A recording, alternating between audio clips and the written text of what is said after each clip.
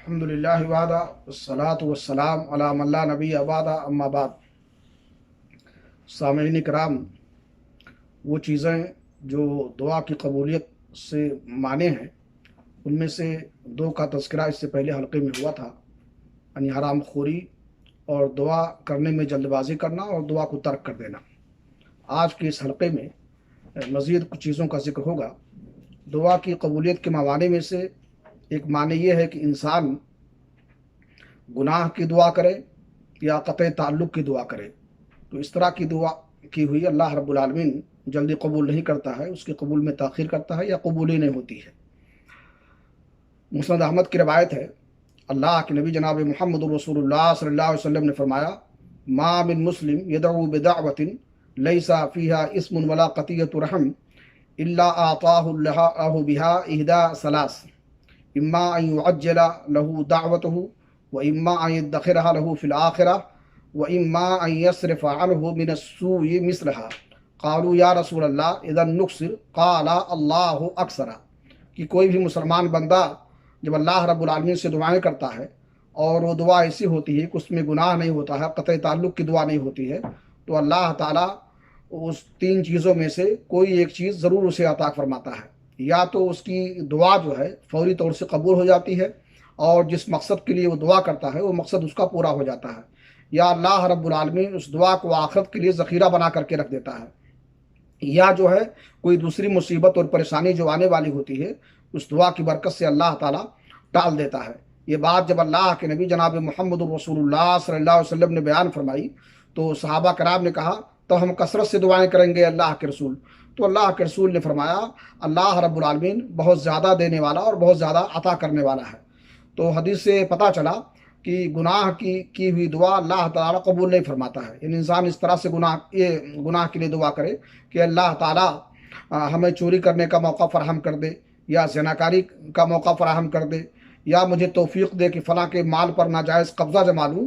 یا مجھے کسی آسمانی اور زمینی آفت میں مبتلا کر دے۔ تو اس طرح کی دعائیں نہیں کرنی چاہیے جس طرح سے مشرکین نے کیا تھا، اللہم ان کان ھذا ھو الحق من عندک فامطر علینا حجارۃ من السماء واتنا بعذاب علیم۔ اے الہ العالمین، اگر یہ قرآن واقعی تیری طرف سے ہے تو ہم پر آسمان سے پتھراؤ کر دے یا ہم پر دردناک عذاب واقع کر دے۔ جبکہ انہیں دعا یہ کرنی چاہیے تھی کہ اے اللہ رب العالمین، اگر یہ قرآن واقعی تیری طرف سے ہے اور تو نے اسے نازل کیا ہے، تیرا کلام ہے، تو مجھے اس پر ایمان لانے کی توفیق عطا فرما دے۔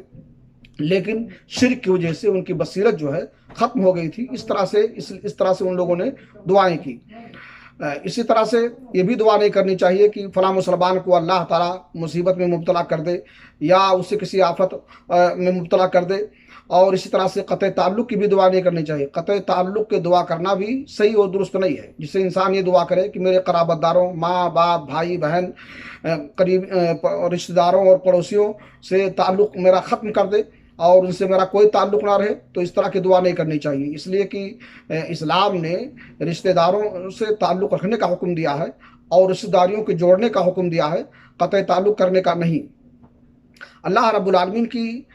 مصلحت اور حکمت ہے کہ اگر انسان گناہ کی دعا کرتا ہے یا قطع تعلق کی دعا کرتا ہے تو اپنی مصلحت اور حکمت کی بنیاد پر اور اپنے بندوں پر بے پناہ رحم و کرم کی بنیاد پر اسے جلدی قبول نہیں فرماتا ہے۔ اس لیے کہ اگر انسان کی ہر قسم کی دعائیں قبول ہو جائیں تو خود وہ بھی پریشانی میں مبتلا ہو جائے گا اور دوسروں کی پریشانی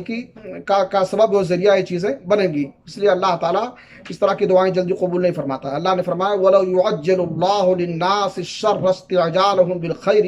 لَقُضِيَ إِلَيْهِمْ أَجَلُهُم۔ اگر اللہ رب العالمین ان پر جلد ہی نقصان نازل کرتا رہتا جس طرح سے کہ فائدے میں وہ جلدی مچاتے ہیں تو ان کا وعدہ کبھی کا پورا ہو چکا ہوتا۔ یعنی انسان خیر و بھلائی کی دعائیں کرتا ہے تو اللہ تعالیٰ اسے قبول فرماتا ہے، اسی طرح سے انسان کبھی تنگی میں آ کر کے یا غصے میں ہو کر کے بد دعائیں کرتا ہے اور شر کی دعا کرنے لگتا ہے تو اللہ رب العالمین اسے نظر انداز کر دیتا ہے۔ اس لیے کہ اللہ تعالیٰ جانتا ہے کہ زبان سے یہ ہلاکت و بربادی کی دعائیں کر رہا ہے لیکن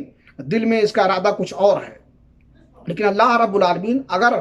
خیر کی طرح سے شر کی دعاؤں کو بھی قبول فرما لے تو سارے لوگ بربادی اور ہلاکت سے ہمکنار ہو جائیں گے اور جلد ہی ان کا وجود اس صفحہ ہستی سے مٹ جائے گا۔ اس لیے حدیث میں منع ہے کہ اپنے اوپر انسان اپنی اولاد پر، اپنے مال پر بربادی اور تباہی کے لیے دعا نہ کرے، اس لیے کہ ایک وقت ایسا ہوتا ہے جس کو دعائیں پا لیتی ہیں، اس میں اللہ تعالیٰ کی طرف سے بندے کی دعا قبول ہوتی ہے۔ تو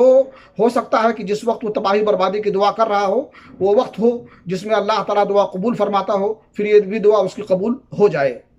اسی طرح سے دعا کی قبولیت کے لیے معنی یہ بھی ہے کہ انسان گناہ میں ملوث ہو، چھوٹے بڑے ہر قسم کا گناہ وہ کرتا ہو اور محرمات کا ارتکاب کرتا ہو، تو یہ چیز بھی دعا کی قبولیت سے معنی ہوتی ہے اور بندے کی دعا قبول نہیں ہوتی ہے۔ اس لیے بعض اسلاف نے کہا ہے کہ لا تستبدوا الاجابہ قد صددت طرقها بالمعاصی، تم دعا کے قبول نہ ہونے کا شکوہ کرتے ہو، اس میں تاخیر ہونے کا شکوہ کرتے ہو، جبکہ قبولیت کے راستوں کو تم نے جو ہے گناہوں سے بند کر رکھا ہے۔ کربی شاعر کہتا ہے نحن ندعو الالہ فی کل کرب ثم ننساہ عند کشف الکروب کیف نرجو اجابۃ لدعائن وقد صددنا طریقها بالذنوب، کہ ہم اللہ رب العالمین سے پریشانی کے عالم میں تکلیف کے وقت دعائیں کرتے ہیں، پھر جب تکلیف دور ہو جاتی ہے تو اسے بھول جاتے ہیں۔ ہم کیسے امید رکھیں دعا کی قبولیت کی جبکہ گناہوں کے ذریعے سے ہم نے اس کے راستوں کو بند کر رکھا ہے اور روک رکھا ہے۔ اسی طرح سے دعا کی قبولیت سے معنی یہ بھی ہے کہ انسان واجبات و فرائض کا اہتمام نہ کرے، واجبات کو چھوڑ دے، وہ چیزیں جن کو اللہ رب العالمین نے فرض کیا ہے اس کو انسان چھوڑ دے۔ جس طرح سے اطاعت کے کاموں میں بڑھ چڑھ کے حصہ لینے سے اور اس کی بجاوری سے، اس کے انجام دینے سے اللہ رب العالمین دعائیں قبول فرماتا ہے۔ تو اللہ تعالیٰ کا بندہ جب اطاعت نہیں کرتا ہے، اس کی نافرمانی کرنے پر آ جاتا ہے، فرائض کو چھوڑ دیتا ہے، واجبات کو چھوڑ دیتا ہے، تو اس کی دعائیں قبول نہیں ہوتی ہیں۔ اللہ کے نبی جناب محمد رسول اللہ صلی اللہ علیہ وسلم نے فرمایا والذی نفسی بیدہ لتأمرن بالمعروف ولتنہون عن المنکر او لیوشکن اللہ ان یجعل قلوبکم ثم تدعونہ ثم لا یستجاب لکم، کہ اللہ رب العالمین قسم ہے اس ذات کی جس کے ہاتھ میں میری جان ہے، تم بھلائی کا حکم دیتے رہو، برائی سے روکتے رہو، ورنہ اللہ رب العالمین جو ہے ایسے حالات پیدا کر دے گا کہ پھر تم دعائیں کرو گے تو اللہ رب العالمین تمہاری دعائیں قبول نہیں فرمائے گا۔ اس لیے ہمیں چاہیے کہ اللہ رب العالمین کے واجبات اور اس کے فرائض کا ہم اہتمام کریں تاکہ ہماری دعائیں قبول ہوں۔ اللہ رب العالمین سے دعا ہے کہ اللہ تعالیٰ جو ہے ہمیں توفیق بخشے کہ ہم صدق و اخلاص کے ساتھ اللہ رب العالمین سے دعائیں کریں، اور تمام اسباب جو دعا کی قبولیت سے مانے ہیں یا دعا کی قبولیت سے روکنے والے ہیں ان سے ہم بچنے کی حتی الامکان کوشش کریں تاکہ ہماری دعائیں اللہ تعالیٰ کے ہاں شرف قبولیت سے نوازی جائیں۔ تقبل یا رب العالمین، وصلی اللہ علی نبینا محمد وعلی آلہ وصحبہ اجمعین۔